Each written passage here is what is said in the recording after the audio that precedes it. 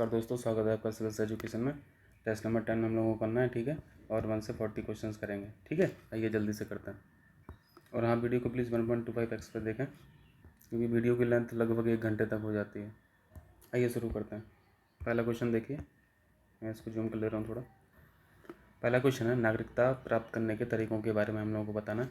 Citizenship के बारे में आपको पता है, इंडियन कॉन्स्टिट्यूशन में प्रोविज़न कहाँ पे है, पार्ट नंबर 2 में है, ठीक है। और आर्टिकल 5 से 11 में है, ठीक। किस किस को नागरिकता मिलनी है, किस किस की नागरिकता जानी है, ये सब 5 से 11 में उल्लिखित हैं, ठीक। यानी कौन कौन भारत का सिटीजन होगा, इन 5 से 11 में यहाँ पे प्रोविज़न दिए गए हैं। इन 5 से 11 के अलावा भी हम लोगों को सिटीजनशिप एक्ट पढ़ना है, ठीक है। सिटीजनशिप एक्ट कब का है ये, वेरी वेरी इंपॉर्टेंट क्वेश्चन पूछता है, 1955 का। इसमें भी कुछ प्रोविजंस हैं सिटीजनशिप को लेके, कि आप कैसे कैसे एक्वायर कर सकते हैं सिटीजनशिप को, ठीक है। भारत की नागरिकता को आप एक्वायर कैसे कर सकते हैं, उसमें 3-4 तरीके हैं, वो सब भी हम लोग को देखना है।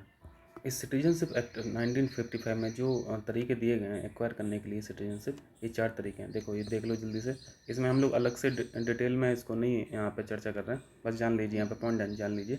बर्थ के आधार पर सिटीजनशिप दी जाती है, रजिस्ट्रेशन के आधार पर, बाई डिसेंट यानी वंश के आधार पर, और ये लास्ट पॉइंट है नेचुरलाइजेशन। ये 4 तरीके होते हैं सिटीजनशिप को एक्वायर करने के लिए, ठीक है। अब आइए ये मेन क्वेश्चन पर। नागरिकता को ग्रांट करने के लिए 2 वेल नोन प्रिंसिपल हैं। वो प्रिंसिपल देखो, एक तो क्वेश्चन दोनों पॉइंट में दोनों प्रिंसिपल लिखे हुए हैं। पहला प्रिंसिपल है जुस शोली का, ठीक है, और दूसरा प्रिंसिपल है जुस ए सैंग्विनिस। ये आपको याद रखना है। इन दोनों का शब्दों का मतलब हम लोग समझ ले रहे हैं। जुस शोली का मतलब होता है बाय बर्थ, ठीक है। बर्थ के आधार पर जो नागरिकता दी जाती है उसे जुस शोली बोलते हैं, जुस शोली प्रिंसिपल बोलते हैं। और जुस ये सैंग्विनिस जो है, इसका रिलेशन ब्लड रिलेशन से होता है, ठीक है। ब्लड रिलेशन, इसको आप डिसेंट के आधार पर भी समझ सकते हैं, वंश के आधार पर, ठीक। तो यहाँ पे सिर्फ इन शब्दों का मतलब हम लोग को जानना था। तो पहला पॉइंट पढ़िए, भारत जो सैंग्विनिस के सिद्धांत का पालन करता है, बिल्कुल करता है। बाई डिसेंट देखे ना, ये तीसरा तरीका बाई डिसेंट दिखता है, वंश के आधार पर।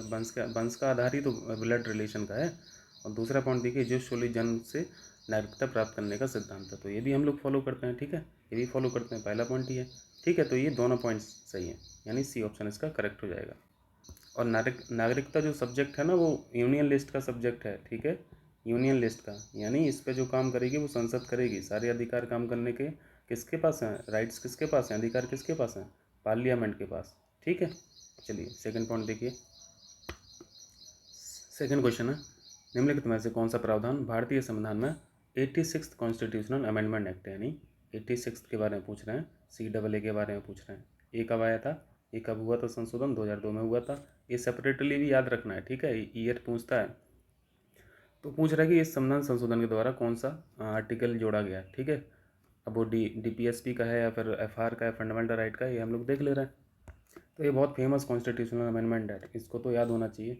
21A आप देखते हैं फंडामेंटल राइट में, 21A अलग से ऐड किया गया, ठीक है। और वो इसी संशोधन अधिनियम के तहत ऐड किया गया। और 21A में है क्या, इसमें 6 से 14 साल के बच्चों को अनिवार्य शिक्षा है, ठीक है, अनिवार्य शिक्षा है, क्योंकि फंडामेंटल राइट है तो अभी चैलेंजेबल हो गया। इससे पहले ये प्रोविज़न जो था ना, 6 से 14 के बच्चों के लिए, साल के बच्चों के लिए शिक्षा अनिवार्य तो थी नहीं पहले, क्योंकि पहले DPSP में था। और DPSP का आप लोग जानते हैं कि ये नॉन चैलेंजेबल होते हैं। राज्यों की अपनी मर्जी होती है DPSP को लागू कराने की, ठीक है। लेकिन अब ये फंडामेंटल राइट बन गया, तो अब इसकी स्थिति आप जान रहे हैं और मजबूत हो गई है, ठीक है। हाँ, तो सरकारी प्राइमरी स्कूल चल रहे हैं ना, सब फ्री में शिक्षा पाते हो रहे हैं। अब वो क्वालिटी एजुकेशन है, वो एक अलग की बात है। उससे पहले ये वाला जो प्रोविज़न था 6 से 14 वाला, ये आर्टिकल 45 में था, ठीक है, आर्टिकल 45 में। अब आर्टिकल 45 21A बन गया है। और आर्टिकल 45 में भाषा को चेंज करके क्या लिख दिया कि राज्य सभी बच्चों को 6 वर्ष की उम्र पूरे होने तक वो शिक्षा का ध्यान रखेगा और बचपन की देखभाल करेगा। इस तरह के प्रोविज़न अब 45 में डालते हैं। तो अब राज्य को क्या मतलब है, इस पर अपने स्तर से रिस्ट्रिक्ट कर ही रही है, ठीक है। तो 21A ऐड हुआ था, और इसमें कौन सा पॉइंट हो जाएगा, C पॉइंट पढ़िए। भारत के प्रत्येक नागरिक का यह कर्तव्य है कि वह 6 से 14 वर्ष की आयु के अपने बच्चों को शिक्षा के अवसर प्रदान करे, ये पॉइंट है। तो पहली चीज़ ये देखिए आपने, 86 संविधान संशोधन के तहत एक तो आपने 21A को देख लिया कि 21A जोड़ा गया था। दूसरा पॉइंट याद रखना है कि इसमें एक फंडामेंटल ड्यूटीज़ भी जोड़ी गई है, ठीक है। मतलब मौलिक कर्तव्य भी जोड़ा गया है। मौलिक कर्तव्य कौन सा? 51A। 51A में क्या है? फंडामेंटल ड्यूटीज़ हैं। वो कितनी हैं आप लोग बताएंगे? 10 हैं कि 11 हैं? और लेटेस्ट वाला कौन सा है, जल्दी से बताना। तो 51A में एक फंडामेंटल ड्यूटी जोड़ी गई है, और वो ड्यूटी कौन सी है? सी ऑप्शन में लिखा है, भारत के प्रत्येक नागरिक का एक कर्तव्य होगा कि वह 6 से 14 वर्ष की आयु के अपने बच्चों को शिक्षा के अवसर प्रदान करेगा।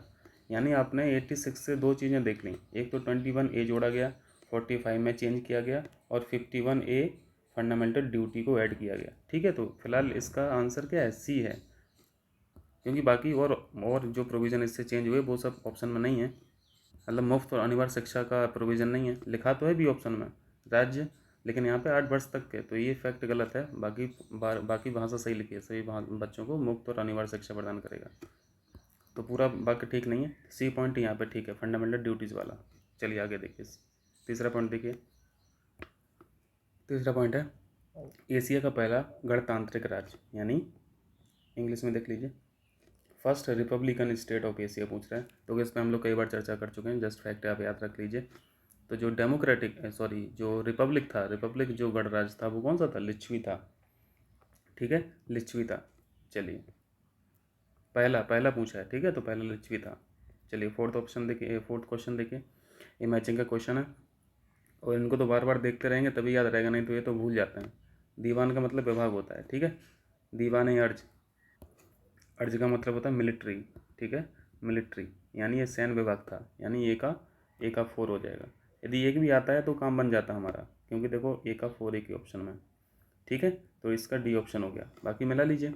दीवान रिसालत, रिसालत को क्या बोलते हैं? अपील बोलते हैं, रिसालत यानी अपील, तो बी का 1 हो गया। दीवान इंसा, इंसा का मतलब क्या है? इंसा का मतलब पत्राचार। ठीक है, और इस्तियाक का मतलब होता है पेंशन। ठीक है, तो इसका ऑप्शन डी करेक्ट हो गया। चलें आगे बढ़ें, चलिए आगे बढ़ते हैं। पाँचवा देखिए, ये भी बेसिक सा क्वेश्चन है, कई बार हम लोगों ने पढ़ा है, जस्ट फैक्ट है, आप लोग इसको जानते हैं। पर poverty and British rule in India के लेखक कौन थे? दादा भाई नौरोजी साहब। इन्होंने क्या बताया था? जितना भी यहाँ से धन जा रहा था ब्रिटेन में, यानी इनकी एक थ्योरी बड़ी फेमस है, उसे क्या बोलते हैं? Drain theory. ठीक है, ड्रेन थ्योरी में इन्होंने बताया था कि अपना अपना जो यहाँ का पैसा है, इंडिया का जो रेवेन्यू है, ये किस तरीके से ब्रिटेन में शिफ्ट हो रहा है, ट्रांसफ़र हो रहा है। और ये किताब जो आई थी, ये उन्होंने 1901 में लिखी थी, 1901 की है। ठीक, तो इसका आंसर डी हो गया। चलिए छठवां क्वेश्चन देखिए, क्विट इंडिया मूवमेंट से ये हम लोगों को बताना है, क्विट इंडिया मूवमेंट यानी भारत छोड़ो आंदोलन। भारत छोड़ो आंदोलन के बारे में आप क्या समझ रहे हैं? देखिए ऑप्शंस में देख लीजिए। देखो पहला पॉइंट इसमें लिखा है क्रिप्स मिशन के फेल्योर के बारे में बताया। क्रिप्स मिशन का फेल्योर आप लोग समझते हैं कि इसकी जो भी रिकमेंडेशन थी वो INC यानी इंडियन नेशनल कांग्रेस ने इसको नहीं मानी थी। ठीक है, इवन मुस्लिम लीग ने भी इसको रिजेक्ट कर दिया था, क्रिप्स मिशन को। ठीक है, तो ये फेल हो गया था। फेल होने के बाद ही फिर क्विट इंडिया मूवमेंट का कॉन्सेप्ट आया था। ठीक, तो पहला पॉइंट ठीक है, पहला पॉइंट ठीक है। दूसरा है वर्धा की बैठक में, वर्धा यानी वर्धा कहाँ पे है? ये महाराष्ट्र में। ठीक है, महाराष्ट्र में। तो वर्धा में जो कमेटी हुई थी, कांग्रेस वर्किंग कमेटी, वहाँ पे डिसाइड किया गया था कि क्विट इंडिया मूवमेंट को ऑफिशियली यहाँ पे ऑथराइज गांधी जी को कर दिया था। ठीक है, तो पॉइंट नंबर 2 भी सही है। तीसरा पॉइंट है, तीसरे पॉइंट में यहाँ पे लिखा है कि आंदोलन के दौरान भारत में कई जगहों पर पैरेलल गवर्नमेंट भी बनाई गई थी। तो पैरेलल गवर्नमेंट के बारे में आप लोग पढ़ते होंगे, जैसे बलिया में बनी थी। ठीक है, बलिया में, तामलुक में बनी थी, तामलुक, और सतारा का नाम भी पढ़ते होंगे। तो यहाँ पे पैरेलल गवर्नमेंट भी वर्क कर रही थी। ठीक है, तो पॉइंट नंबर 3 भी सही है, यानी इसके तीनों पॉइंट ठीक हैं, तो डी ऑप्शन हो जाएगा। ठीक, आगे बढ़ें, चलिए सातवां देखिए, ये अच्छा क्वेश्चन है। देखो चिली किसके लिए फेमस है? चिली में बहुत फेमस कॉपर माइन है, आपको पता होगा उसका नाम क्या है? जल्दी से बताइए। चूकी कमाटा। ठीक है, इस माइन का नाम याद रखना है। ये किसकी माइन है? कॉपर की। ठीक है, तो चिली लीडिंग प्रोड्यूसर है तांबे का, तो ये करेक्ट है, बिल्कुल करेक्ट मैच है। सऊदी अरेबिया, देखो पेट्रोलियम में जो लीडिंग प्रोड्यूसर है वो सऊदी अरब ना होके USA है। ठीक है, यूनाइटेड स्टेट्स ऑफ अमेरिका, तो ये तो गलत मैच है, बी पॉइंट गलत मैच है। ब्राज़ील के बारे में आप लोग जानते हैं, ब्राज़ील को क्या बोलते हैं? Sugar bowl of world. ठीक है, sugar bowl of the world, यानी यहाँ पे चीनी बहुत ज़्यादा मात्रा में प्रोड्यूस होती है। ब्राज़ील से पहले sugar bowl of India Cuba को बोला जाता था, लेकिन वो धीरे धीरे फिर डिके कर गया, ब्राज़ील के पास है ये दर्जा। ठीक, तो पॉइंट नंबर सी भी करेक्ट है, और भारत दूध के लिए है ही। तो यहाँ पे हम लोगों को अनमैच बताना था, गलत बताना था, तो गलत बी पॉइंट है। ठीक है, आगे बढ़ें। चलिए 8वां क्वेश्चन मैपिंग का क्वेश्चन है। बॉस्फोरस स्ट्रेट पूछा है। ठीक है, बॉस्फोरस जलडमरू, आप लोगों ने इसको देखा होगा मैप पे, जल्दी से देख लेते हैं मैप पे इसको, आइए देख लेते हैं। ये देखिए, मैं इसको जूम कर दे रहा हूँ। ब्लैक सागर आपको दिख रहा है, और यहाँ पे सी ऑफ मारमारा भी दिख रहा है। ठीक है, सी ऑफ मारमारा, ये टर्की है। ठीक है, टर्की, और ये वाला रीजन क्या है, इस्तानबुल। इस्तानबुल के बारे में आप लोगों को पता होगा कि ये एशिया में ना के यूरोप में आता है। ठीक है, टर्की ऐसी कंट्री है जो दो देशों में दो कॉन्टिनेंट में दो डिस्ट्रीब्यूट है। तो यहाँ पे सी ऑफ मारामारा आपको ये दिख रहा है, और ये ब्लैक सी दिख रहा है। यहाँ पे छोटी सी ये जलडमरू दिख रही है, यहाँ से कट है। ठीक है, पानी का चैनल है, इस पानी के चैनल को क्या बोलते हैं, बॉस्फोरस स्ट्रेट। तो याद रखना, ये ब्लैक सी को और सी ऑफ मारामारा को जोड़ती है। ठीक, और यदि अलग करने की बात करें तो ये टर्की कंट्री को और इस्तानबुल जो सिटी है इसको अलग करती है। ठीक है, स्टेट दो तरह के काम करती है ना, दो वाटर बॉडी को जोड़ती है और दो ज़मीनी भाग को यानी लैंड पार्ट को अलग करती है। ठीक है, वापस चलें क्वेश्चन पे। चलिए, तो इसका आंसर क्या हो जाएगा, ब्लैक सी और मारमारा सागर। ठीक है, क्लियर। चलिए आगे बढ़िए। नामा क्वेश्चन देखिए, नाग नदी का उद्गम निम्नलिखित में से किस झील से होता है। नाग रिवर के बारे में आप लोग जानते हैं, नाग नदी के नाम पे ही नागपुर शहर का नाम है। ठीक है, और ये कौन सी झील इस नदी का सोर्स है, वो है अंबाझरी झील। ठीक है, याद रखना है, इंपॉर्टेंट है, अंबाझरी झील। ठीक है, तो आंसर बी हो गया। हुसैन सागर कहाँ पे बताएंगे, हुसैन सागर तेलंगाना है। ठीक है, तेलंगाना में। रूपकुंड कहाँ पे, रूपकुंड उत्तराखंड की है, उत्तराखंड की झील है। क्लियर। और अष्टाईमठी के बारे में आप लोग जानते होंगे, ये केरला की है। ठीक, चलिए आगे बढ़िए। 10वां देखिए, भारत में लीडिंग, यहाँ पे लीडिंग नेचुरल गैस का उत्पादक राज्य कौन सा है, leading natural gas producing state कौन सा है, आप लोगों को पता है कौन है, ऑब्वियसली असम है। ठीक है, असम राज्य। चलिए आगे बढ़िए। 11 देखिए, वेरी वेरी इंपॉर्टेंट, यहाँ पे आपसे बायोटिक इंट्रैक्शन के बारे में पूछा है। बायोटिक इंट्रैक्शन यानी जीवों की पारस्परिक जो अंतरक्रियाएँ होती हैं, तमाम तरीके हैं। ठीक है, वो उसके बारे में हम लोग को बताना है। यहाँ पे एक टाइप पूछा है बस। ठीक है, लेकिन हम लोग थोड़ा थोड़ा सब पे देख लेंगे। इस क्वेश्चन में क्या है, ये जो बायोटिक इंट्रैक्शन है का एक प्रकार जिसके अंतर्गत एक जीव को लाभ होता है और दूसरा जीव अप्रभावित रहता है। ठीक है, तो इकोसिस्टम में, इकोलॉजी में जिस जीव को लाभ होता है उसको प्लस से यहाँ पर डिनोट किया है। ठीक है, और जो अप्रभावित रहता है उसको जीरो से डिनोट करते हैं। यदि दूसरी स्पीसीज जो है उसका अगर कुछ नुकसान हो रहा होता तो उसको नेगेटिव से डिनोट करते हैं। क्लियर है। प्लस का मतलब एक स्पीसीज फ़ायदे में है, जीरो का मतलब दूसरी स्पीसीज पे कोई फ़र्क नहीं पड़ रहा है, अगर नेगेटिव है तो उसमें से कोई एक स्पीसीज का नुकसान हो रहा है। ठीक, अब हम लोग को देख लेना है कि कौन से इंट्रैक्शन है जिसमें इन सब का कॉम्बिनेशन है, यानी किसको फ़ायदा किसको घाटा, किसको कुछ भी फ़र्क नहीं पड़ रहा। जैसे सॉल्यूशन में एक एक एक यहाँ पे एग्जांपल दिया है बीटल का। ठीक है, बीटल समझते हैं, बीटल यानी गुबरैले। ये कहाँ पाए जाते हैं, गुबरैले कहाँ पाए जाते हैं, गोबर में। ठीक है, गाय के गोबर में, भैंस के गोबर में। तो गोबर में ये स्पीसीज रह रही है, स्पीसीज बीटल नाम की स्पीसीज रह रही है, तो इससे गाय को क्या नुकसान है, कुछ भी नुकसान नहीं है। लेकिन बीटल को फ़ायदा क्या है, उसको रहने का स्थान मिल रहा है, हैबिटेट मिल रहा है। ठीक है, और सारे न्यूट्रिएंट्स जो हैं वो गोबर से इनको मिल जाते हैं। ठीक है, यानी बीटल जो स्पीसीज है वो फ़ायदे में है। ठीक है, और जो गोबर है, गोबर क्या है, गोबर को कुछ भी नुकसान नहीं, गाय को कुछ भी नुकसान नहीं हो रहा है, और गोबर का भी कुछ लॉस नहीं हो रहा है। यानी ये किस तरह का इंट्रैक्शन हो गया, मतलब एक में फ़ायदा हो रहा है एक स्पीसीज़ को यानी बीटल को, और दूसरी स्पीसीज़ को कोई प्रभाव नहीं पड़ रहा। ठीक है, कोई भी प्रभाव नहीं पड़ रहा, तो ये इंट्रैक्शन हो गया। इस इंट्रैक्शन को बोलते हैं कमेंसलिज्म। ठीक है, कमेंसलिज्म यानी हिंदी में सहभोजिता। क्लियर है, ये एक एग्जाम्पल था। एक रिलेशन आपने सिम्बायोटिक रिलेशन पढ़ा होगा, हम लोगों ने कई बार इसको डिस्कस किया। सिम्बायोटिक रिलेशन, सिम्बायोटिक रिलेशन में दोनों स्पीसीज़ को फ़ायदा होता था। ठीक है, दोनों एक दूसरे से बेनिफिट की स्थिति में रहते थे। और हम लोगों ने कौन सा एग्जाम्पल पढ़ा था इसमें, हमने कोरल के बारे में पढ़ा था। ठीक है, कोरल जो एनिमल है इसके ऊपर इसके ऊपर ये जो कोरल रंग बिरंगे दिखते हैं वो किसके कारण दिखते हैं? जूजेंथली। जूजेंथली क्या थी? जूजेंथली एक प्रकार की एलगी थी, ठीक है, एलगी थी। तो एलगी एक स्पीसीज कोरल हो गई और दूसरी स्पीसीज एलगी हो गई। तो कोरल को एलगी से क्या फ़ायदा था? कोरल को भोजन मिल जाता था, ठीक है, फूड मिल जाता था। और एलगी को क्या फ़ायदा था कोरल से? कि रहने का स्थान मिल जाता था, हैबिटेट मिल जाता था, ठीक है। तो ये कोरल और एलगी में कौन सा रिलेशन था? सिम्बायोटिक, यानी प्लस प्लस का, दोनों में दोनों को ही फ़ायदा है। क्लियर है?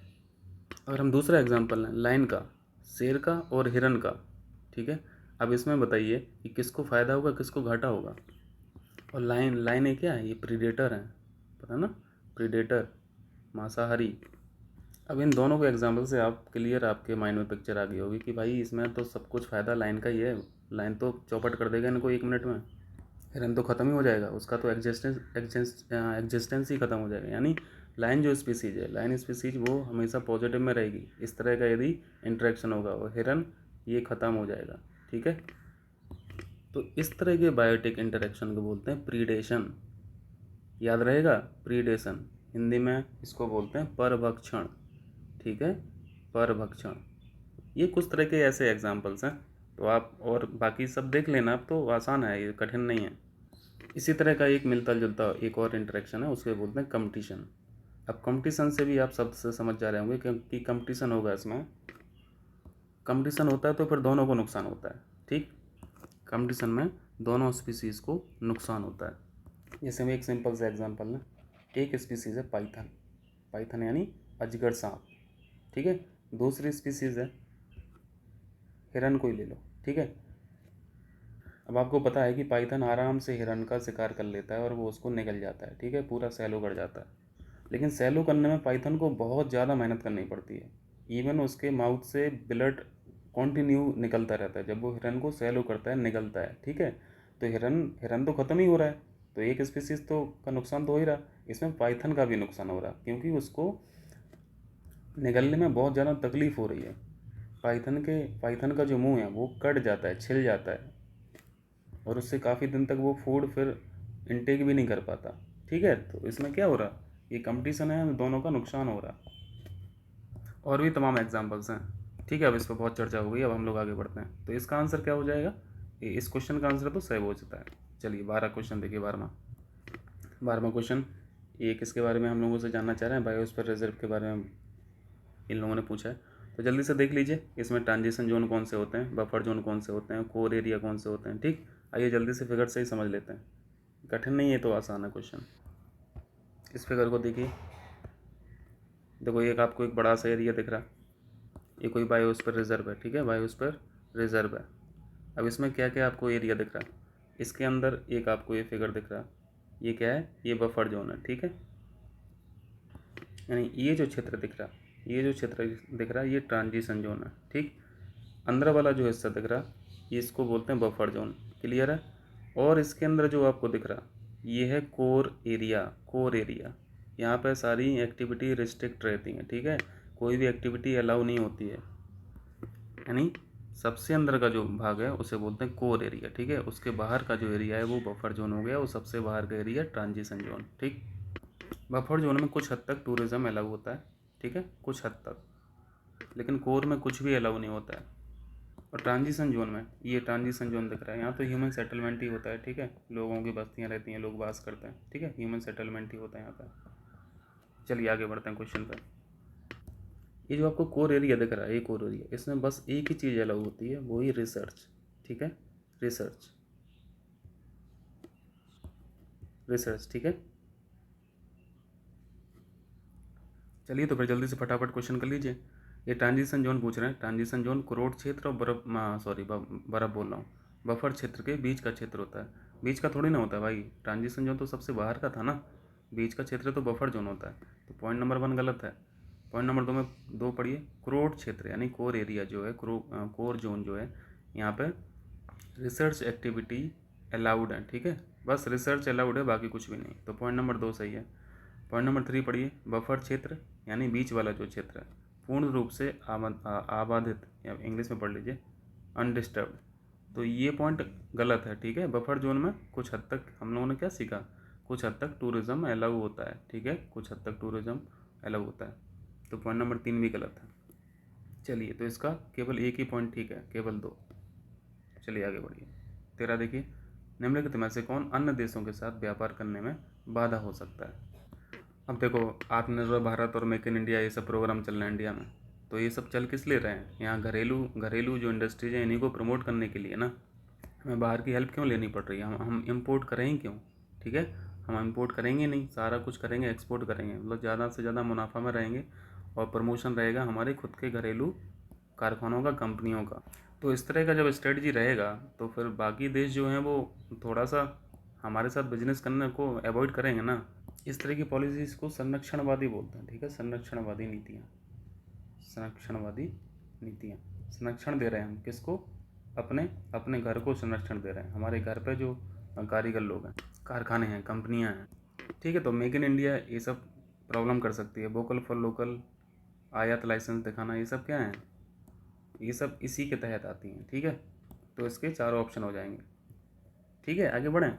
चलिए 14 देखिए, आर्थिक समीक्षा यानी इकोनॉमिक सर्वे 2021 का विषय है। यहाँ पे थीम पूछा है, थीम बता दीजिए जल्दी से। इस बार की इकोनॉमिक सर्वे की जो थीम थी वो थी सेविंग लाइव्स एंड लाइवलीहुड, यानी जीवन और आजीविका बचान। ये क्या लिखा है? बचाने पर क्या मतलब है? सिंपल बचाना ही लिख दें, जीवन और आजीविका बचाना, ठीक है। तो ऑप्शन नंबर सी करेक्ट है, ठीक। आगे बढ़ें। 15 देखिए, the great reset, very very important. The great reset पहल की शुरुआत, इनिशिएटिव की शुरुआत किसने की? वो है क्या? ये पहले तो ये समझ लें। देखो, आप रीसेट से समझ रहे होंगे, रीसेट का मतलब क्या हो गया? रीसेट आप कोई भी चीज़ कब करते हैं? मैं एक जनरल एग्जांपल दे रहा हूँ। जब कोई चीज़ ख़राब हो जाती है तो हम लोग क्या उसको रीसेट करते हैं ताकि वो फिर से ठीक हो जाए। तो इसी इसी के कॉन्सेप्ट पे ये चीज़ है कि दुनिया भर के सामने जो भी बड़ी बड़ी चैलेंजेस हैं, ठीक है, बड़ी बड़ी चैलेंजेस हैं। वैसे चैलेंजेस तो हम लोगों ने कई जगह पढ़ा है, एसडीजी में पढ़ रहे हैं, आईजी जो टारगेट थे उन सब में पढ़े हैं, बायोडाइवर्सिटी के अलग टारगेट्स हैं। तो जो अलग अलग मंचों पर सरकारों के सामने अलग अलग टारगेट्स आ रहे हैं, एक तरह से सारे टारगेट्स इसमें भी हैं, ठीक है। द ग्रेट रीसेट पहल में हम इसको भी फिगर के माध्यम से समझ ले रहे हैं। जो टारगेट्स लिखे हुए हैं वो टारगेट्स एक्चुअली हैं क्या? वो चैलेंजेस तो हैं, चुनौतियाँ हैं जिस पर सरकारों को काम करना है, यानी उस सब चुनौतियों को रीसेट करना है, ठीक है, फिर से दुरुस्त करना है। तो आप ग्रेट रीसेट पहल को आप ऐसे समझ लीजिए, यहाँ पे एवरी सेक्टर ले लो, ठीक है, हर एक सेक्टर में जो समस्या हैं, हर एक सेक्टर में जो चुनौतियाँ हैं, उनको हमें फिर से दुरुस्त करना है। बस इतना सा समझ लीजिए, बस यही है पहल। और ये शुरुआत किसने की है? WEF ने, वर्ल्ड इकोनॉमिक फोरम ने, यानी विश्व आर्थिक मंच ने। Very very important. इसको फिगर में देखिए, द ग्रेट रीसेट जो है, थोड़ा सा आइडिया हो जाएगा कि इसमें आपको सब तरह की चैलेंजेस दिख जाएंगे। देखो, इसमें बहुत छोटा छोटा लिखा है लेकिन मैं यहाँ पे पढ़ के ही बता दे रहा हूँ। देखिए यहाँ पे, harnessing the fourth industrial revolution, strengthening regional development, revitalising global cooperation, social contract, skills, jobs, restoring the health of the environment. ये सब चीज़ें हम लोग एसडीजी में भी पढ़ते हैं ना, रिस्टोरी तो करना है। इस बार की तो थीम भी थी, इस बार की थीम भी थी इकोसिस्टम रीस्टोरेशन, याद आ रहा? तो वो सब चैलेंजेस यहाँ पे भी दिख रही हैं ग्रेट रीसेट में। आप इसको, मैं इसको जूम करके दिखाऊँ तो आपको हर एक क्षेत्र की चैलेंजेस दिख जाएंगी। देखो, फॉरेस्ट यहाँ पे लिखा है, future of mobility, justice, law, human rights, मतलब हर एक क्षेत्र की जो समस्या है उस पर हम लोगों को काम करना है, सभी लोगों को काम करना है, पूरी दुनिया को काम करना है। ये है ये पहल, ठीक है। चलिए, इसको नेट पर देख लेना, क्योंकि यहाँ पे आप स्क्रीनशॉट लेंगे और उसको जूम करेंगे तो फिर आपको धुंधला दिखेगा और मैं एक साथ पूरा जूम कर नहीं सकता हूँ, ठीक है। तो आप इसको गूगल पे इसका इमेज देख लेना और ये सारी समस्याएं पढ़ लेना, क्योंकि मेंस में बहुत काम आएगा, ठीक। चलिए वापस क्वेश्चन चलते हैं, ठीक है। तो ये WEF के द्वारा शुरुआत की गई है। WEF का हेडक्वार्टर कहाँ है बताएंगे? कहाँ पे? जिनेवा, ठीक है। जिनेवा कहाँ पे? स्विट्जरलैंड। तो हम लोग बार बार पढ़ते हैं इसके द्वारा कौन कौन सी रिपोर्ट्स रिलीज की जाती हैं, ये भी हम लोगों ने कई बार देख लिया है। जैसे हम जल्दी से यहाँ पर रिवाइज करें तो एक ग्लोबल रिस्क रिपोर्ट भी होती है। ग्लोबल रिस्क रिपोर्ट यानी वैश्विक जोखिम रिपोर्ट है, वो WEF के द्वारा जारी की जाती है। एक इसकी सबसे इम्पोर्टेंट रिपोर्ट जो है वो है क्या है? ग्लोबल जेंडर गैप रिपोर्ट, जिसे हम लोग GGR के नाम से पढ़ते हैं, ठीक है। GGR किसके द्वारा रिलीज की जाती है? WEF के द्वारा। इसमें इस बार स्थान कितना है इंडिया का, बताना जेंडर गैप में, ठीक है। तो ये कुछ इंपॉर्टेंट रिपोर्ट हैं WF के द्वारा। चलिए आगे बढ़ते हैं। 16 देखिए, हाल ही में न्यूज में रही अस्मी। अस्मी क्या है, इंपॉर्टेंट है करंट पॉइंट ऑफ व्यू से। ये एक मशीन गन है, ठीक है, मशीन गन, मशीन गन की तरह है। और इसका आंसर क्या है, मशीन पिस्तौल। ठीक, क्लियर है। इसको देख लीजिए, मशीन पिस्तौल है कहाँ पे, कैसी है। ये मशीन पिस्तौल है, इसका नाम क्या है, अस्मी। ठीक है, अस्मी, याद रहेगा। ये आपको दिख रही है, ये अस्मी है। इसको बनाया किसने, DRDO ने। ठीक है, डेवलप्ड बाय DRDO। ठीक, चलिए आंसर भी हो गया, आगे बढ़िए। 17 देखिए, 17 में साथी के बारे में पूछा है। साथी का मतलब पहले इसका फुल फॉर्म जान लीजिए। साथी यानी state wise action, state wise action on annual target and headways on energy efficiency. यानी आपको इसके फुल फॉर्म से समझ में आ रहा होगा कि यहाँ पे एनर्जी इफिशिएंसी को लेके यहाँ पे टारगेट्स हैं, ठीक है, जिस पर राज्य सरकारों को काम करना है। SATH और EE, ठीक है, साथी बन जाता है। अब ठीक है, टारगेट्स भी पता चल गए, एनुअल टारगेट्स भी पता चल गए जिस पर राज्य सरकारों को काम करना है। और वो टारगेट किससे रिलेटेड है, एनर्जी को इफिशिएंट बनाने से संबंधित है। ठीक, फिर लेकिन ये जो साथी है, साथी क्या है, एक पोर्टल है, ठीक है, पोर्टल है। इसी पोर्टल पर राज्य अपने अपने टारगेट्स को शो कराएंगे, ठीक है, एनर्जी इफिशिएंसी को लेके कि हमने इतना अचीव किया, हमने इतनी एनर्जी को इफिशिएंट वे में इलेक्ट्रिसिटी को कंज्यूम किया। इस तरह के टारगेट इस पर रहेंगे। ठीक, तो पोर्टल का काम क्या रहता है, आपको पता है कि यहाँ पे एक डिजिटल प्लेटफॉर्म होता है, एक डिजिटल प्लेटफॉर्म होता है जिस पर सारी इन्फॉर्मेशन रहती है। तो इस इन्फॉर्मेशन को क्या बोलते हैं, MIS, ठीक है, मैनेजमेंट इन्फॉर्मेशन सिस्टम। ठीक है, आप जस्ट इसको एक पोर्टल की तरह समझें, और जिस पोर्टल पर इन्फॉर्मेशन रहेगी किससे रिलेटेड, राज्यों के टारगेट से रिलेटेड इस पर जानकारी रहेगी, एनर्जी इफिशिएंसी से संबंधित। ठीक, अब देखो एनर्जी इफिशिएंसी से संबंधित है, तो इसको लॉन्च किसने किया होगा, एक बोर्ड भी है एनर्जी इफिशिएंसी को लेके, एक बोर्ड है जिसे क्या बोलते हैं, इसे बोलते हैं BEE, यानी बोर्ड ऑफ एनर्जी इफिशिएंसी, यानी ऊर्जा दक्षता बोर्ड। तो इसने शुरुआत की है, ना कि पृथ्वी विज्ञान मंत्रालय ने। तो पहला पॉइंट गलत हो गया, क्लियर। दूसरा पॉइंट है कि जो राज्य हैं उनकी सारी एक्टिविटी एनर्जी इफिशिएंसी को लेकर इस पोर्टल पर रहेंगी। तो पहला दूसरा पॉइंट ठीक है, राज्य स्तरीय ऊर्जा संरक्षण क्षेत्र हेतु राज्य मनोनीत एजेंसी के लिए एक पोर्टल है। तो पॉइंट नंबर 2 सही है, यानी केवल B सही हो जाएगा। बोर्ड ऑफ एनर्जी इफिशिएंसी यानी BE के बारे में आप थोड़ा सा जान लीजिए। ये स्टैट्यूटरी बॉडी है, ठीक है, स्टैट्यूटरी बॉडी यानी सांविधिक यानी संवैधानिक संस्था नहीं है, सांविधिक है, लीगल बॉडी है, स्टैट्यूटरी बॉडी है, यानी जो संसद के अधिनियम के द्वारा बनाई जाती हैं। ठीक है, आगे बढ़ें। चलिए 18 देखिए, ये आसान सा क्वेश्चन है। मायोपिया समझते हैं ना, मायोपिया यानी जिनको दूर की चीज़ें धुंधली दिखाई देती हैं, ठीक है, जिसका पावर नेगेटिव में होता है। जैसे आप यदि आप चश्मा लगाते हो माइनस में पावर है, तो हम लोग किसके शिकार हैं, मायोपिया के शिकार हैं। और जिनको दूर की चीज़ें धुंधली देती हैं, पास की सही दिखती हैं, उनको क्या बोलते हैं, निकट दृष्टि दोष। ठीक है, निकट दृष्टि दोष यानी शॉर्ट साइटेड बोलते हैं, शॉर्ट साइटेड। तो पहला पॉइंट पढ़िए, myopia is the term used to define being short sighted. ठीक है, तो पहला पॉइंट ठीक है। और हाइपरमेट्रोपिया जो है वो इसका अपोजिट है मायोपिया का, यानी इसमें पास की चीज़ें धुंधली दिखाई देती हैं, दूर की सही दिखाई देती हैं। ठीक है, तो ये क्या है, इसको क्या बोलते हैं, दूर दृष्टि दोष बोलते हैं, दूर दृष्टि दोष। ठीक है, यानी लॉन्ग साइटेड, लॉन्ग साइटेड। समझ में आया। तो पॉइंट नंबर 2 भी सही है। तो दूसरा पॉइंट पढ़ लीजिए, हाइपरमेट्रोपिया शब्द का प्रयोग दूर तक देखे जाने को परिभाषित करने के लिए किया जाता है, यानी इसके दोनों पॉइंट करेक्ट हैं। चलिए 19 देखिए, निम्नलिखित में से किस गैस को खगोल विज्ञान में जैव सूचक यानी बायोमार्कर, एस्ट्रोनॉमी में बायोमार्कर किसे बोला जाता है। फॉस्फिन के बारे में जान लीजिए। फॉस्फिन यानी PH3, इसका केमिकल फार्मूला PH3 होता है। फॉस्फिन ये बहुत टॉक्सिक गैस होती है, ठीक है, बहुत टॉक्सिक, हाईली टॉक्सिक गैस है, यानी जहरीली गैस है। और इसको बायोमार्कर की तरह यूज करते हैं एस्ट्रोनॉमर्स। ठीक है, तो पॉइंट नंबर ए सही है। चलिए 20वां देखिए, एयरो कल्चर एक नई टेक्नोलॉजी है एग्रीकल्चर में। एयरो से समझ में आ रहा होगा, एयर है ना, यानी इस फसल को या इस टेक्नोलॉजी में, इस कल्चर में प्लांट्स को कहाँ ग्रो कर रहे हैं, एयर में ग्रो किया जा रहा है।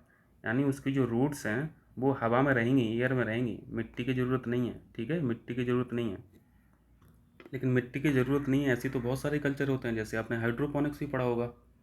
हाइड्रोपोनिक्स, हाइड्रोपोनिक्स में क्या होता था, इसमें भी मिट्टी की ज़रूरत नहीं होती थी प्लांट्स को ग्रो करने के लिए, ठीक है। तो फिर इन दोनों में फ़र्क क्या है, एरोकल्चर में और हाइड्रोपोनिक्स में? हाइड्रोपोनिक्स में देखा होगा मिट्टी की ज़रूरत तो नहीं है हाइड्रोपोनिक्स में, लेकिन इसकी जड़ें पानी में डली रहती हैं, ठीक है, पानी में डली रहती हैं। और ये पानी जो होता है इसमें न्यूट्रिएंट्स भी हम लोग डालते रहते हैं, ठीक है। तो ये जड़ें इस वाले न्यूट्रिएंट्स को लेती रहती हैं पानी के माध्यम से, ठीक। मिट्टी की ज़रूरत तो नहीं है लेकिन पानी की ज़रूरत तो है ना हाइड्रोपोनिक्स में। लेकिन एरोकल्चर में पानी की भी ज़रूरत नहीं है, इसकी जो रूट्स हैं, जड़ें हैं, वो हवा में लटकी रहती हैं, ठीक है, हवा में लटकी रहती हैं। फिर सोच रहे होगे इनको पोषण तत्व कहाँ से मिलेंगे, ये जीवित कैसे रहेगा, ग्रो कैसे करेगा प्लांट। तो इसको, इसमें पानी की ज़रूरत देखो किस तरीके से करते हैं, यहाँ पे स्प्रे किया जाता है, ठीक है, स्प्रे किया जाता है, टाइमली टाइमली इसको स्प्रे करते रहते हैं, जिससे, और स्प्रे में क्या रहता है, इसमें भी पानी रहता है और न्यूट्रिएंट्स रहते हैं, और जब ज़रूरत होती है तो स्प्रे कर देते हैं, रूट्स उसको सक कर लेती हैं। तो समझ में आया ना दोनों में। हाइड्रोपोनिक्स में इसमें जड़ें कॉन्टीन्यूसली पानी में डली हुई हैं, लेकिन एरोकल्चर में पानी में नहीं डली हुई हैं जड़ें, ठीक है। इसमें इसकी जो हैं जड़ें हैं वो सस्पेंडेड हैं एयर में, लेकिन पानी हम लोग कब दे रहे हैं, स्प्रे के माध्यम से बीच बीच में दे रहे हैं, कॉन्टीन्यूसली जड़ें पानी के अंदर नहीं हैं, ठीक। ये देखिए फिगर, आपको प्लांट्स दिख रहे हैं, नीचे उनकी रूट्स दिख रहे हैं, लेकिन ये पानी में नहीं डली है ना, ये हवा में सस्पेंडेड है, हवा में लटकी हुई हैं, और इसमें स्प्रे करते रहते हैं, ठीक है, बीच बीच में स्प्रे करते रहते हैं। और स्प्रे में क्या रहता है, वाटर और न्यूट्रिएंट्स, ठीक है। इस तरह का होता है एरोकल्चर। क्लियर है? चलिए आगे बढ़ते हैं। तो इसका आंसर कौन सा हो जाएगा, सी ऑप्शन देख लीजिए, स्प्रे का उपयोग करके पौधों को उगाने की विधि जो जड़ों को लगातार जल और पोषक तत्व के द्वारा नम करती रहती है, ठीक है, पॉइंट नंबर सी करेक्ट है। 21वां देखिए, इस पर भी हम लोगों ने अच्छे से डिस्कस किया हुआ है, आज डिस्कस नहीं करेंगे ज़्यादा, जो क्वेश्चन पूछा है बस भाई जल्दी से कर लेते हैं। निम्नलिखित में से कौन सा रिट अदालत द्वारा एक सार्वजनिक अधिकारी को अपने कर्तव्यों का पालन करने के लिए कहता है? इसको मैंडेमस बोलते हैं। हमने आपको एग्जाम्पल दिया था डीएम बिजनौर का, डीएम बिजनौर का एग्जाम्पल दिया था, मैंडेमस है, ठीक। बाकी आप लोग जानते होंगे। और ये रिट से संबंधित आर्टिकल कौन कौन से हैं, आर्टिकल 32 और 226 याद रखना। 32 के तहत सुप्रीम कोर्ट जारी करता है रिट है, और 226 के तहत हाई कोर्ट, ठीक है। और रिट के माध्यम, रिट के रिगार्डिंग, रिट के संबंध में हाई कोर्ट की पावर बहुत ज़्यादा है, ठीक है। सुप्रीम कोर्ट की पावर्स बहुत ज़्यादा कम है रिट के माध्यम में, रिट के रिगार्डिंग, ठीक। क्योंकि सुप्रीम कोर्ट सिर्फ फंडामेंटल राइट्स से रिगार्डिंग जो होती हैं रिटें उन्हीं को ही जारी कर पाता है, और हाई कोर्ट जो है वो फंडामेंटल राइट के साथ साथ लीगल राइट पर रिटें जारी करने का अधिकार हाई कोर्ट को है। मतलब एफआर पे तो है ही साथ में लीगल राइट पे भी है, ठीक है। चलिए 22 देखिए, भारत ने कार्यपालिका की संसदीय व्यवस्था, पार्लियामेंट्री सिस्टम आप लोग समझते होंगे, ठीक है। कार्यपालिका यानी एग्जीक्यूटिव, भारत ने कार्यपालिका की संसदीय व्यवस्था को अपनाया है, यदि भी यह व्यवस्था स्थायी सरकार नहीं प्रदान करती। देखो संसदीय प्रणाली में आप लोग समझते हैं, यहाँ पे गठबंधन की सरकारें पुरजोर पर रहती हैं, ठीक है। और गठबंधन की सरकार का मतलब अस्थायी सरकार, कभी भी टूट सकती है, क्योंकि सरकार तो तभी तक है ना जब तक बहुमत है सरकार के पास। और गठबंधन सरकार में बहुमत की बहुत बड़ी समस्या है, कोई भी हाथ खींच सकता है। तो गठबंधन की सरकार है, पार्लियामेंट्री सिस्टम में चूँकि व्यवस्था है गठबंधन की सरकार का, तो यहाँ पे स्थायी सरकार की समस्या आती है, ठीक है। तो पॉइंट नंबर 1 सही है, यानी पार्लियामेंट्री सिस्टम में स्टेबिलिटी कम होती है, ठीक है। ये तो आपको समझ में आ रहा होगा, स्टेबिलिटी कम होती है, लेकिन रिस्पॉन्सिबिलिटी बहुत ज़्यादा है, रिस्पॉन्सिबिलिटी बहुत ज़्यादा है। रिस्पॉन्सिबल बनाए गए हैं ना, कार्यपालिका को विधायिका के प्रति रिस्पॉन्सिबल बनाया है कि नहीं बनाया? मंत्रिपरिषद लोकसभा के प्रति उत्तरदायी है कि नहीं है ना। यानी रिस्पॉन्सिबिलिटी पार्लियामेंट्री सिस्टम में खूब दिखती है, लेकिन स्टेबिलिटी नहीं दिखती। चलिए दूसरा पॉइंट देखिए, कार्यपालिका की संसदीय व्यवस्था को अपनाने में संविधान सभा ने उत्तरदायित्व को स्थायित्व के ऊपर वरीयता दी है। बिल्कुल सही बात है, रिस्पॉन्सिबिलिटी को हम लोगों ने प्रेफर किया है, रिस्पॉन्सिबिलिटी को प्रेफर किया, स्टेबिलिटी को नहीं प्रेफर किया। रिस्पॉन्सिबिलिटी ज़्यादा जरूरी है। और संसदीय व्यवस्था को रिस्पॉन्सिबल गवर्नमेंट भी बोलते हैं, ठीक है, उत्तरदायी सरकार भी बोलता है। तो इसका ए पॉइंट है, एक्सप्लेन भी कर रहा है, दोनों अपने आप में सही है और एक्सप्लेन भी कर रहा है, ठीक। चलिए 23 देखिए, ये देखो आसान सा क्वेश्चन है, जल्दी से बता दीजिए। 7 शेड्यूल हम लोग पढ़ते रहते हैं हमेशा। इसमें क्या है, इसमें लिस्ट है, ठीक है, कॉन्करेंट लिस्ट, यूनियन लिस्ट और स्टेट लिस्ट, यानी डी का तो 2 हो जाएगा, डी का 2 हो जाएगा। एक ही ऑप्शन में डी का 2 है तो मार दो, जल्दी से आगे बढ़ जाओ, बाकी देखना ही नहीं है समय बचाने के लिए, लेकिन यहाँ पे देखना है। दूसरी अनुसूची में क्या है, यहाँ पे दूसरे जो अलाउंसेस वगैरह हैं, अलाउंसेस हैं प्रेसिडेंट ऑफ इंडिया के अलाउंसेस दूसरी अनुसूची में, ठीक है, तो सी का 1 हो जाएगा, सी का 1 हो जाएगा, ठीक। तीसरे में आपको पता है ओथ के बारे में चर्चा की गई है, यानी शपथ, तो ए का 3 हो जाएगा, ठीक है। अब एक लास्ट बचा 4th अनुसूची। 4th शेड्यूल में क्या है, यहाँ पर राज्यसभा की सीटों का डिस्ट्रीब्यूशन है, ठीक है, एलोकेशन है, यानी ए का 4 हो जाएगा, सॉरी बी का 4 हो जाएगा, यानी बी ऑप्शन करेक्ट है। बाकी सूचियाँ कितनी है टोटल सूचियाँ जल्दी से बताइए। टोटल सूचियाँ 12 है ना, पहले 8 थी, फिर जाके +4 हो गई तो 12 हो गई। 12 एक नज़र में जल्दी से देख लीजिए, इसको हम लोग जल्दी से देखेंगे, ठीक है, नहीं तो टाइम किल होगा। पहली शेड्यूल सॉरी पहला शेड्यूल देखिए, पहला शेड्यूल किससे संबंधित है, स्टेट्स और यूनियन टेरिटरी से, राज्य या संघ राज्य क्षेत्र से। दूसरा शेड्यूल में हम लोगों ने अभी क्या पढ़ा, इसमें हमने भत्ते के बारे में पढ़ा था, provision as to president governor of states, और भी इसमें और भी प्रोविजन है, वो देख लेना, ठीक है।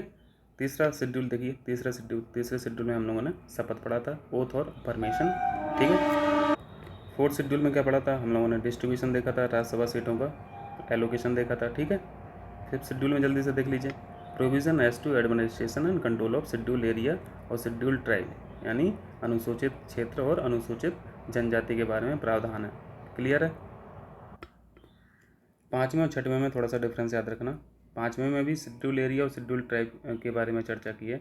6th शेड्यूल में बस इतनी सी बात है कि यहाँ पे 6th शेड्यूल में जो आपको 4 राज्य दिख रहे हैं, इसको ATM मशीन के नाम से याद रखो। ATM मशीन, ए से असम, टी से त्रिपुरा, एम से मेघालय और दूसरे एम से मिजोरम, ठीक है। इन 4 राज्यों के अलग से प्रबंध 6th शेड्यूल में है, ठीक है, मतलब ये 4 राज्य 5th में ऐड नहीं है, 6th में इनके लिए अलग से है, ठीक है। 7th में आप लोगों को पता है सूचियाँ हैं, 8th में भाषाएं हैं, 9th में validation of certain act and regulation, यानी यहाँ पे ज़मींदारी वाले कानून है, ठीक है, वेरी इंपॉर्टेंट, लैंड रिफॉर्म्स हैं यहाँ पे। और ये 10th शेड्यूल किससे रिलेटेड है, डिस्क्वालिफिकेशन यानी एंटी डिफेक्शन लॉ, इसके बारे में पढ़ते हैं, दल बदल कानून, ठीक है। 11वें में क्या पढ़ते हैं, 11वें में हम लोग पंचायत पढ़ते हैं और 12वें में म्यूनिसिपैलिटीज़ पढ़ते हैं, क्लियर है, रिवाइज हो गया। चलिए आगे बढ़ते हैं जल्दी से। 24वां क्वेश्चन देखिए, हेलियोडोरस का बेसनगर शिलालेख। बेसनगर कहाँ पे है, बेसनगर ये MP में है, ठीक है, विदिशा में, पहली चीज़। और ये जो इंस्क्रिप्शन है, इस इंस्क्रिप्शन पर किसको डिनोट किया गया है, वासुदेव से संबंधित है, ठीक है, वासुदेव। इस इंस्क्रिप्शन को देख लीजिए, ये पिलर है, रॉक पिलर है एक्चुअली, कहाँ पर गया, ये हेलियोडोरस का बेसनगर इंस्क्रिप्शन, गरुड़ स्तंभ, ठीक है, याद रहेगा। चलिए आगे बढ़ें। चलिए 25 देखते हैं। 25 में क्रोनोलॉजी हम लोग को बता देना, कबीर सबसे पुराने थे, ठीक है, कबीर सबसे पुराने थे। कबीर का टेन्योर शुरुआत होता है 1398 से 1518, ठीक है, मतलब एंट्री 1398 में किए थे, जन्म हुआ था उनका। गुरु नानक जी का टाइम था 1469, ठीक है, 1469। मीराबाई 1498, ठीक है, और तुलसीदास 1532, यानी सबसे बाद वाले कौन से हैं, तुलसीदास जी। तो सबसे पहले कबीर साहब को देख लो, फिर दूसरा तुलसीदास जी को देख लो, तो बी ऑप्शन दिख रहा है आपको, बी ऑप्शन में तीसरा पॉइंट सबसे पहले का और दूसरा पॉइंट सबसे बाद का, ठीक है, तो आंसर बी हो गया, ठीक है। अब आप इसको मिला लेना। चलिए 26 में देखिए, सुधारक अखबार के संस्थापक, इम्पोर्टेंट है, इनके संस्थापक कौन थे, यानी फाउंडर कौन थे, फाउंडर थे गोपाल गणेश आगरकर साहब, ठीक है, गोपाल गणेश आगरकर साहब, सोशल रिफॉर्मर थे, ठीक है, सोशल रिफॉर्मर। इससे पहले केसरी के थे, केसरी के संपादक थे, ठीक है, याद रखना, केसरी के संपादक थे। यहाँ से इन्होंने रिजाइन कर दिया था और खुद का एक अखबार यहाँ पे स्टार्ट किया था, जिसका नाम क्या है, सुधारक, जो क्वेश्चन में पूछा है, ठीक, तो आंसर ए हो गया। चलिए 27 देखिए, आज़ाद हिंद फौज का मुख्यालय, इजी सा क्वेश्चन है। आज़ाद हिंद फौज को एक नाम से और जानते थे क्या, भारतीय राष्ट्रीय सेना, ठीक है, भारतीय राष्ट्रीय सेना के नाम से भी जानते थे, यानी INA, ठीक है, INA। और इसकी स्थापना किसने की थी, INA की, मनमोहन सिंह, ठीक है, मोहन सिंह याद रखना नाम, मोहन सिंह। आज़ाद साहब फिर बाद में आए थे। और इसका हेडक्वार्टर कहाँ है, हेडक्वार्टर कहाँ था, रंगून में था। ठीक है, रंगून कहाँ पे, म्यांमार में, बर्मा में। ठीक, चलिए 28 देखिए, जल्दी से मैच करा दीजिए। कौन सा पहाड़ किस तरह का है। फोल्ड माउंटेन आप लोग समझते होंगे, फोल्ड माउंटेन यानी जैसा अपना हिमालय है। ठीक है, हिमालय है जो इम्पैक्ट से बना हुआ है। ठीक है, जिसमें फोल्ड आ गए इम्पैक्ट से। ठीक है, यहाँ से प्रेशर पड़ा और जैसे एक पट्टी है, ठीक है, इस पर प्रेशर दोगे और यहाँ पे यदि रिस्ट्रिक्ट है, यहाँ पे रिस्ट्रिक्ट है तो इसमें क्या है, फोल्ड आ जाएंगे। ठीक है, तो इसी तरह का फोल्ड माउंटेन जो है वो एंडीज़ माउंटेन है। ठीक है, तो ए का 4 हो गया। और एंडीज कहाँ है आपको पता है, साउथ अमेरिका का जो वेस्टर्न कोस्टल एरिया है पूरे पे है। हर्ज माउंटेन वेरी वेरी इंपॉर्टेंट है, कहा है जर्मनी का है। ठीक है, अभी हम लोग इमेज पे देख ले रहे हैं, जर्मनी का याद रखना है, जर्मनी। ये ब्लॉक माउंटेन है। जर्मनी में ज़्यादातर जो माउंटेन्स है ना वो ब्लॉक माउंटेन है। ठीक है, ब्लॉक माउंटेन, ब्लॉक माउंटेन समझते हैं ना। ब्लॉक माउंटेन जैसे एक कोई ब्लॉक है, ठीक है, इसमें इसमें एक क्रैक पड़ गया। ठीक, क्रैक पड़ने पे ये दो हिस्सा जो नीचे आ गए, इसमें कुछ भी फ़र्क नहीं पड़ा, तो ये ऑटोमेटिक जब ये दोनों हिस्से नीचे आएंगे तो इमेज कुछ इस तरह की बन जाएगी। ठीक है, ये कुछ इमेज इस तरह की बन जाएगी। ठीक है, क्योंकि ये दोनों नीचे आ गए तो ये ऑटोमेटिक ऊपर उठ गया, तो जो ऊपर उठा भाग है इसी को माउंटेन बोल देते हैं। ठीक है, और एक इस तरह का माउंटेन है ब्लॉक माउंटेन, तो इस तरह का माउंटेन हर्ज है।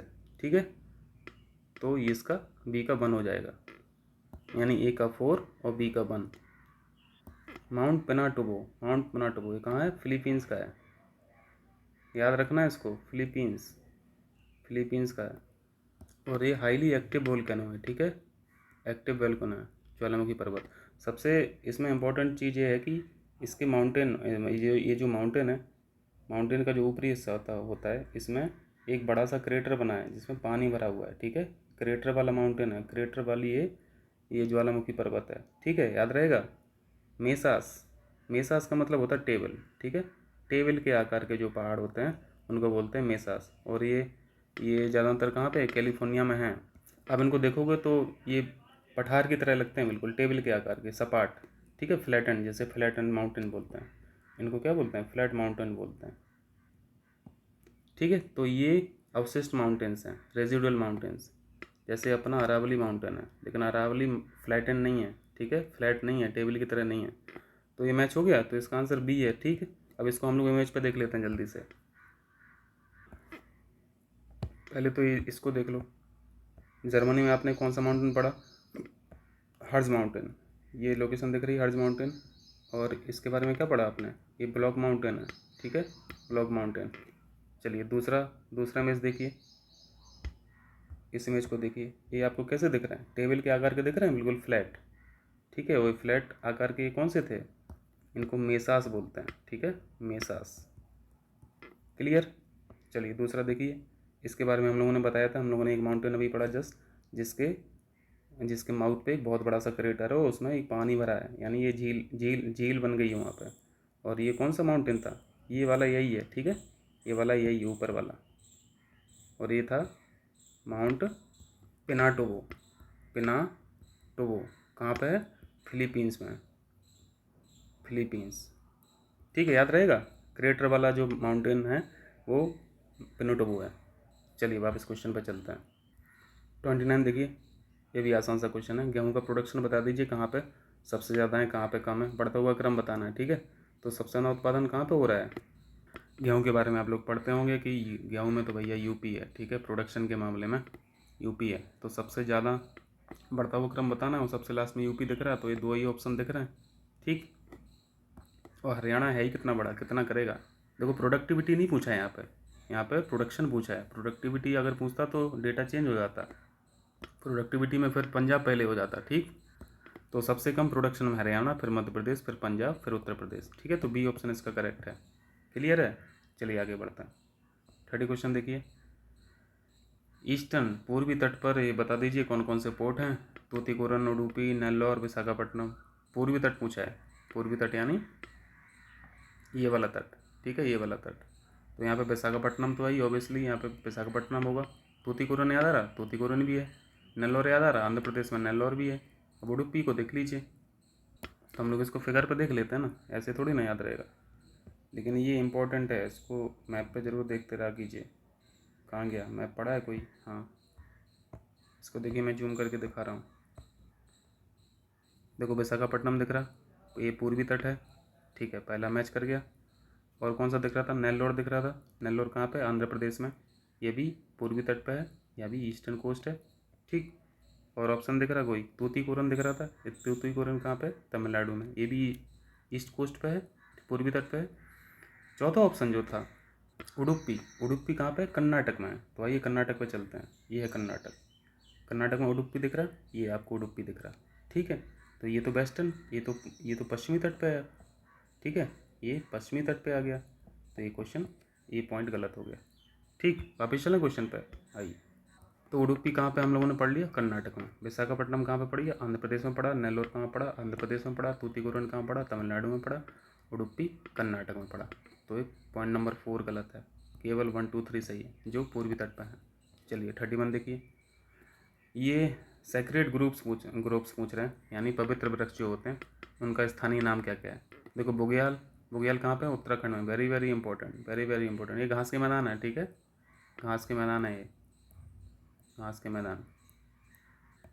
देवाराकुडू, देवाराकुडू, मैंने इमेज यहाँ पे सर्च करने की कोशिश की थी, मुझे मिला नहीं, ठीक है, बुग्याल की इमेज पड़ी है, तो बस आप याद रख लेना इसको। कर्नाटक में देवाराकुडू नाम के जो वृक्ष होते हैं वो वहाँ के सेक्रेड ग्रुप्स हैं, पवित्र वन है, ठीक।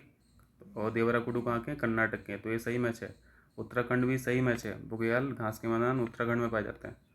आंध्र प्रदेश में पवित्र वन के ही नाम से स्थानीय नाम है, तो ये भी सही है। सारण जो है, सारण, सारण जो सेक्रेड ग्रुप्स हैं ये हैं झारखंड के, झारखंड के, पूजा करते हैं लोग इन सब वृक्षों की, ठीक है। तो ये गलत है, उड़ीसा है ना, यहाँ पे उड़ीसा नहीं है, झारखंड है। तो यहाँ पे हम लोग को सम्मिलित नहीं बताना है, तो ऑप्शन डी करेक्ट हो गया, ठीक है। इन इन सब पे मैं टिक मार्क हटा दे रहा हूँ। क्लियर है? बुग्याल देखना है, बुग्याल देख लीजिए। बुग्याल कहाँ पड़ा? ये है बुग्याल, ठीक है, ये बुग्याल है, इनको बुग्याल बोलते हैं। ये क्या दिख रहा है आपको? घास के मैदान दिख रहा है, कहाँ पे है? उत्तराखंड में, ठीक। चलिए वापस क्वेश्चन पे चलते हैं। 32वां देखिए, समुद्री शैवाल, यानी ये सी वीड्स के बारे में पूछ रहे हैं। सी वीड्स का देखो अपने आप में बहुत बड़ा रोल है, आजकल तो ये फूड में, ह्यूमन फूड के लिए तो ये बहुत इंपॉर्टेंट हो गए हैं, खासतौर से जापान चाइना तो इनको दबा के खाता है। और जानवरों के लिए घास का काम करती है, तो जानवरों के लिए भी भोजन हो गया, और उसमें न्यूट्रिशंस बहुत अच्छी मात्रा में होते हैं, ठीक है। हमारी गवर्नमेंट भी सी वीड्स पे काम कर रही है, ठीक है। हम लोगों ने एक क्वेश्चन पढ़ा था, मुझे याद नहीं आ रहा, आप लोग अगर याद हो तो बताइए। यहाँ पे सी वीड्स का मेगा मेगा पार्क खुलने वाला था, ठीक है, याद आ रहा कुछ क्वेश्चन? इंपॉर्टेंट है वो। इनके यूज मेडिसिनल भी हैं, मेडिसिनल भी इनके यूज हैं, यानी औषधि निर्माण में भी इसका यूज होता है। फर्टिलाइजर्स में यूज होता है इसका, ठीक है, फर्टिलाइजर्स में भी इसका यूज होता है, यानी उर्वरक। और सबसे इम्पोर्टेंट जो स्पीसीज़ के लिए, जो ओशियन में स्पीसीज़ रही हैं उनके लिए हैबिटेट का काम करता है, यानी निवास स्थान का, जहाँ पे वो रह सकते हैं, उनको रहने की जगह मिल जाती है स्पीसीज़ को, खासतौर से जो मछलियाँ होती हैं छोटी छोटी। और भी यूज किया है, बायोफ्यूल में भी यूज कर रहे हैं, ठीक है, बायोफ्यूल में भी यूज कर रहे हैं समुद्री शैवाल का। देखो तो तमाम तरीके के इसकी यूज है। बायोफ्यूल क्या है? एक नवीकरणीय ऊर्जा का स्रोत है ना, रिन्यूएबल सोर्स हो ना बायोफ्यूल। तो पॉइंट नंबर 2 सही हो गया, भोजन के लिए हो ही रहा है, हमारे लिए भी भोजन है, जानवरों के लिए भी भोजन है, तो पॉइंट नंबर ए भी सही हो गया। और पॉइंट नंबर 3 में लिखा है इंडस्ट्रियल वेस्ट जो है, इंडस्ट्रियल वेस्ट जल से जहरीले पदार्थों का निष्कर्षण, यानी removal of toxic material from industrial waste water, इसमें भी इसका यूज होता है, ठीक। यानी सीवीड्स के माध्यम से हम लोग नाइट्रोजन और फास्फोरस के जो मैटर पदार्थ होते हैं वेस्ट वाटर में, उससे हम लोग एक्सट्रैक्ट कर सकते हैं, ठीक है, निष्कर्षण कर सकते हैं। तो ये तीनों पॉइंट सही हैं, ठीक है, तो डी ऑप्शन हो गया। चलिए 33वां देखिए, निम्नलिखित में से कौन सी कंपनी के राजस्व व्यय में सम्मिलित होगी? राजस्व व्यय यानी रेवेन्यू एक्सपेंडिचर की बात कर रहे हैं, रेवेन्यू एक्सपेंडिचर, ठीक है, रेवेन्यू एक्सपेंडिचर। दूसरा एक्सपेंडिचर कौन होता है? कैपिटल, कैपिटल एक्सपेंडिचर, यानी पूंजी व्यय, ये होता है रेवेन्यू व्यय यानी राजस्व व्यय, और कैपिटल एक्सपेंडिचर यानी पूंजी व्यय। देखो इसमें हम लोग मोटी मोटी चीज़ें समझ ले रहे हैं, बिल्कुल आसान भाषा में। रेवेन्यू एक्सपेंडिचर को आप ऐसे समझ लीजिए, जो खर्चे लगातार चलते रहते हैं कंपनी में, वो सारे खर्चे रेवेन्यू एक्सपेंडिचर में आएंगे, यानी यहाँ पे क्या हो जाएगा? ऑनगोइंग, यानी ऑनगोइंग ऑपरेटिंग एक्सपेंसेस, यानी ऑपरेशन करने के लिए, संचालन में, कंपनी के संचालन में जो रोज़ के डेली बेसिस पे जो खर्चे हैं वो रेवेन्यू एक्सपेंडिचर में काउंट कर लिए जाएंगे। ठीक, इसको और दूसरी भाषा में क्या लिख दें हम लोग, डेली बिजनेस ऑपरेशन में जो खर्चे आ रहे हैं वो रेवेन्यू एक्सपेंडिचर में आ जाएंगे उस कंपनी के। ठीक है, और अगर कैपिटल की बात करें तो कैपिटल में क्या हो जाएगा, कैपिटल में टाइपिकली क्या होता है कि वन टाइम लार्ज परचेज हो जाता है, एक ही बार में बड़ा खर्चा हो जाता है, इसको हम क्या बोलेंगे, वन टाइम लार्ज परचेज पे जो खर्चा हो रहा है उसको कैपिटल में हम लोग काउंट कर देंगे। ठीक है, तो अभी ये थोड़ा मोटा मोटा इतना समझ में आया हम लोगों को। तो देखो फर्नीचर खरीदना ये क्या है, फर्नीचर खरीदना वन टाइम लार्ज परचेज में आ जाएगा। ठीक, इसको बार बार थोड़ी ना खरीदते हैं कि हर 2 महीने पे फर्नीचर चेंज हो रहा है, और सस्ते थोड़ी ना आते हैं, कॉस्टली आते हैं। व्यापार आता है, व्यापार तो चलती रहनी है, यात्रा चलती रहनी है, संपत्ति कर हर साल देना ही देना है, हर महीने देना ही देना है, रिसर्च चलती रहती है। यानी ऑनगोइंग प्रोसेस में 1 to 4 ऑनगोइंग प्रोसेस में ऑपरेशन एक्सपेंसेस में आप लोग काउंट कर सकते हैं, और फर्नीचर को वन टाइम लार्ज परचेज में काउंट कर सकते हैं। तो फर्नीचर खरीदना किस में आ जाएगा, एक कैपिटल एक्सपेंडिचर में आ जाएगा। और पूछा क्या है, राजस्व, तो पॉइंट नंबर 3 तो नहीं होगा। ठीक है, तो पॉइंट नंबर 3 नहीं होगा, तो ये गलत हो गया, ये गलत हो गया, और बाकी 3 हैं, बाकी 3 रेवेन्यू एक्सपेंडिचर के भाग हैं, 1, 2 और 4। क्लियर है, चलिए 34 देखिए, इस पर भी हम लोगों ने कई बार डिस्कस कर लिया है। गरीबी पे, पॉवर्टी पे जो तमाम ये बनी है, कमेटी बनी है जिन्होंने अपनी अपनी रिकमेंडेशन दी हैं। ठीक है, सब अपने अपने हिसाब से गरीबियों को बताया कि कौन कब गरीब होगा। ठीक, कोई एनर्जी के बेस पे बताता है, कैलोरी के बेस पे बताता है, तो कोई पैसे के मैटर में बताता है कि इतना पैसा कमाएगा तो गरीब है या नहीं है।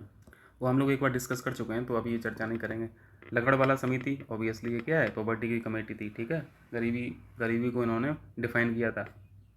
तो लकड़वाला कमेटी ये है, याद रखना, गरीबी के आकलन से संबंधित ये समिति थी, 1993 में बनाई गई थी। तेंदुलकर समिति वेरी इंपॉर्टेंट, 2009 की है, ये भी गरीबी के आकलन से संबंधित है। ठीक है, रंगराजन समिति हम लोगों ने उस दिन पढ़ा था, रंगराजन समिति ये 2012 की सबसे लेटेस्ट है। ठीक, जीवी रामकृष्ण समिति जो है वो 1996 की तो है, लेकिन ये गरीबी के आकलन से संबंधित नहीं है, ये PSU से रिलेटेड है, पब्लिक सेक्टर यूनिट, जो लोक उपक्रम होते हैं। इन्होंने बोला था कि PSU को डिसइन्वेस्टमेंट करना चाहिए, डिसइन्वेस्टमेंट यानी विनिवेश। ठीक है, विनिवेश की सलाह दी थी गवर्नमेंट को। हाँ, तो बेच तो रही है सरकार, धड़ल्ले से बिक ही रहा है सब। चलिए, तो इसका आंसर क्या हो गया, नहीं पूछा है ना, तो C हो जाएगा, गरीबी से संबंधित नहीं है C। चलिए 35 देखिए, ये सेंटर कहाँ पे स्टेबलिश हैं, ये हम लोग को बताना है। स्थापना कहाँ कहाँ पे है इनकी, विक्रम साराभाई अंतरिक्ष केंद्र यानी विक्रम साराभाई स्पेस सेंटर कहाँ पे, त्रिवेंद्रम में। ठीक है, त्रिवेंद्रम में, सही मैच है। UR Rao satellite centre Bangalore में है। ठीक है, URSC बेंगलोर में। जस्ट फैक्ट है, याद रखना है। National remote sensing centre very important, separately भी पूछ लेता है, हैदराबाद में। ठीक है, हैदराबाद में। और Indian institute of remote sensing, IIRS। ठीक है, IIRS वेरी इंपॉर्टेंट। ये दोनों सेपरेटली भी कई बार पूछा है PCS ने, तो इसको भी याद रखना। देहरादून कई बार पूछा है, आप लोग घटना चक्र पढ़ते होंगे या फिर MCQs पढ़ते होंगे तो उसमें दिखता होगा। तो इसमें क्या हो गया, सारे सही मैच हैं, मतलब सबके सामने सही है, तो इसका 1 2 3 4 हो जाएगा, 1 2 3 4 हो जाएगा। चलिए 36 देखिए, गठिया के उपचार में, गठिया यानी रियूमेटिज्म, गठिया के उपचार में निम्नलिखित किस तत्व का प्रयोग किया जाता है। जस्ट फैक्ट है, बस याद रख लीजिए, लिथियम बाइकार्बोनेट का यूज करते हैं। ठीक, ये जो डी ऑप्शन दिख रहा है, सिलिकॉन कार्बाइड, कार्बाइड का जनरली यूज कहाँ होता है, सेरेमिक इंडस्ट्रीज में होता है, सेरेमिक। ठीक है, आयोडीन आप लोग समझ ही रहे हैं। सिल्वर सोडियम ब्रोमाइड का आप लोग को पता है किसमें, फोटोग्राफी में यूज करते हैं। ठीक है, फोटोग्राफी में। तो लिथियम बाइकार्बोनेट इसका आंसर है। ठीक, 37 देखिए, श्वसन क्लाइमैक्टेरिक इंपॉर्टेंट है, नया शब्द है। श्वसन क्लाइमैक्टेरिक घटना संबंधित है किससे, ये क्या है, जल्दी से देख लीजिए। क्लाइमैक्टेरिक का मतलब होता है किसी भी फल की पकने की जो स्टेज होती है। ठीक है, थोड़ा बिल्कुल नहीं पका, फिर थोड़ा पका, फिर थोड़ा पका, फिर पूरा पक गया, ये जो स्टेज है इसको बोलते हैं क्लाइमैक्टेरिक, पहली चीज़। तो फल जब ज़्यादा पकने की स्टेज में होता है, ठीक है, ज़्यादा पकने की स्टेज में होता है, तो उस प्लांट को रेस्पिरेशन की ज़्यादा ज़रूरत होती है। ठीक है, रेस्पिरेशन की ज़्यादा ज़रूरत होती है, यानी करने करने शोषण उसको ज़्यादा करना पड़ता है उस प्लांट को। ठीक है, जब वो पकने की स्टेज में है। क्लियर है, तो मैं बार बार क्या बोल रहा हूँ, प्लांट बोल रहा हूँ, रेस्पिरेशन बोल रहा हूँ, यानी पौधों की श्वसन से संबंधित एक घटना है। ठीक है, ए पॉइंट हो गया। क्लियर है, चलिए 38 ये भी रिपीटेड क्वेश्चन है, हम लोगों ने इसको भी पढ़ा था। हेलेना ध्रुवास्त्र क्या है? ये मिसाइल हैं, ठीक है, ये मिसाइल हैं। और ये कहाँ से, ये फायर कहाँ से की जाएंगी? हेलीकॉप्टर से, ठीक है, हेलीकॉप्टर से ये फायर की जाएंगी। एंटी टैंक मिसाइल हैं, ठीक है, एंटी टैंक मिसाइल। तो इसका आंसर क्या हो जाए? टैंक रोधी निर्देशित, गाइडेड भी हैं, निर्देशित यानी गाइडेड। गाइडेड का मतलब समझते होंगे, कंप्यूटर से ये कंप्यूटरी कंट्रोल्ड हैं, ठीक है, प्रोग्राम से कंट्रोल्ड हैं। यदि आपने कोई टारगेट को फिक्स कर दिया तो फिर वो उसको दाग के ही आएगी, ठीक है, उसको दाग के ही आएगी। वो टारगेट कहीं भी मूव करे उससे मतलब नहीं है, वो टारगेट कहीं भी जाएगा वो उसको दाग के आएगी, फायर करके आएगी उस पर। तो ये कहीं पे भी दाग के आएगी, मतलब जहाँ पे भी टारगेट मूव करेगा, इसका मतलब होता है वो गाइडेड है। गाइडेड का मतलब सिर्फ कंट्रोल होता है कि हम कंट्रोल कर सकते हैं, मतलब दागने के बाद भी कंट्रोल कर सकते हैं। तो हेलीकॉप्टर यानी आर्मी वर्जन जो है, army version anti tank missile जो है उसको हेलेना बोला गया। और जो एयरफोर्स को दी गई है, एयरफोर्स को दी गई है, उसको ध्रुवास्त्र बोला गया है, ठीक है। मिसाइल एक ही है, काम दोनों का एक ही है। इसको जल्दी से देख लीजिए इमेज पे, हम लोग इसको एक बार देख भी चुके हैं, ठीक है। ये है, ये हेलिना है, ठीक है, ये हेलिना है। अगर यहाँ की जो हेलिना को काट के यहाँ पे ध्रुवास्त्र लग दें तब ये दोनों एक ही हो जाएंगे। यानी हेलिना वर्जन जो है वो आर्मी के लिए है, ठीक है, और ध्रुवास्त्र वर्जन जो है वो है एयरफोर्स के लिए, ठीक। बस इतना सा फर्क है दोनों में। चलिए वापस क्वेश्चन पर चलते हैं। चलिए 39 देखें, 39 देख लीजिए। एशिया आर्थिक वार्ता यानी एशिया इकोनॉमिक डायलॉग के संदर्भ में हम लोगों को बताना है ये क्या चीज़ है, किस तरह का डायलॉग इसमें हो रहा है। तो पहला चीज़ तो हम लोगों को ये जानना है कि ये जो इनिशिएटिव है ये अपने खुद के भारतीय विदेश मंत्रालय का है, ठीक है, यानी मिनिस्ट्री ऑफ फॉरेन मिनिस्ट्री का ये इनिशिएटिव है, ठीक है।